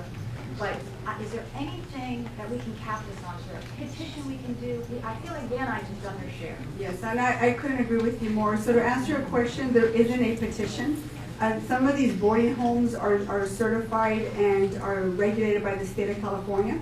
So sometimes there's very little that we can do as a city from prohibiting them from opening in one of our neighborhoods, unless they need a land use permit of some sort. If they're trying to do something different to their lot, then the city of Los Angeles can absolutely weigh in terms of their permitting process. But this is a very complicated issue. But it's not only the boarding homes, it's everything that comes into these neighborhoods. I think we've been inundated with stuff. Van Nuys has done their share. Well, so has the rest of my communities. I mean, I represent 5 communities in Council District 6. And we're bursting at the seams in terms of how much comes into our community. You know, I'm all about equity. People voted for Proposition D for access to marijuana for medical purposes. Well, it should be distributed throughout the rest of the valley, not just in this community. Same thing with the boarding homes. So work with me. If we know of one that's coming in, and like I said, they need something very special from the city of Los Angeles, we can weigh in. I also am in the process of meeting with Supervisor Sheila Kuehl, who also has some say in terms of where these things go in. We've got to, and it's not us not wanting to help people. It's about how much more can this community actually take? Why is everything being centered around us? We want nice shopping centers. We want communities we can walk and feel safe in, just like everyone else. And so you have my commitment to work with you. I just need a little bit of a heads up in terms of what you think is coming in so that we can weigh in and do the necessary legwork. I know we were working with the Kester Ridge community. You're in that neighborhood with Monica Alexenko. So we will do everything we possibly can to try to, stop something that you don't want coming into your neighborhood. I will do the best that I can. I'm not always giving the tools, and it's not always legal. And so people have a really hard time with that. And so this community has changed, and you've got my commitment to work with you. Thank you. I want to thank everybody for being here. I want to thank our men and women on the police department. Thank you very much for being here. thank you for being visible and accessible to your district. And to Rick, thank you for always being a great partner. Sandra, thank you for making the trek from your neighborhood to my district. And I just want to leave you with this. I heard a lot of talk about revitalizing these neighborhoods. I need help too. Everybody comes and we all talk about things that we want to see. And when they don't see them in the next month or so, they get very upset. I want to work with the folks that work here. I mean, there is a project that is coming here that wants to come to the Van Nuys corridor that is going to need your input and your help and your support. I want to hear from you on these types of projects. If we want to do light rail along Van Nuys Boulevard, I need to hear from you. Do you want us to push for that? Do you want to see a dedicated bus lane? What do you want to see in these neighborhoods? We're currently trying to put together a group of people who want to change the look and the vision of Van Nuys. It's not going to take a year, and it's not going to take up to 2 years, but it's going to take a very dedicated group of people to start changing the conversation of what we want to see on Van Nuys Boulevard and what we don't want to see on Van Nuys Boulevard, and be very frank about what it's going to take to make those things happen.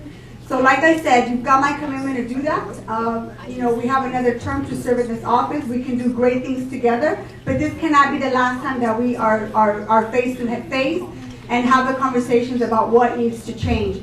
Prostitution, I heard it loud and clear. We are constantly trying to combat this issue. This has been an issue on these corridors for over 30 years. The only thing that has changed is the age of these girls. People feel very comfortable coming into my neighborhoods and picking up 13-year-olds. We need to change that. Yep. And so thank you very much for being here. All of the neighborhood watches and the neighborhood council for partnering up with us. I heard all of you were here. So many of you had to leave. But I want to thank you for taking the time to being here on a Monday evening and hearing from us. And let's just continue to work together. I also have a cell phone number that I like to give out. Since everyone else is giving out cell phone numbers, I can give out mine too. In the Van Nuys community, we have 3 field deputies. We have Linda Leviton, who actually oversees the community of Lake Balboa. We have some Lake Balboa folks that were here this evening. I have Guillermo Marquez, who is also oversees Van Nuys, and Crystal Jimenez. Crystal, where are you? Can you come here, please, Crystal? This is the front line here in Van Nuys, in the Van Nuys community. We all, and I, just like the chief said, hold my staff to very, very high standards because we all live here. And they are ultimately responsible to you and to me, so I want to make sure that our field deputies are being responsive to your needs and that I'm being responsive to your needs.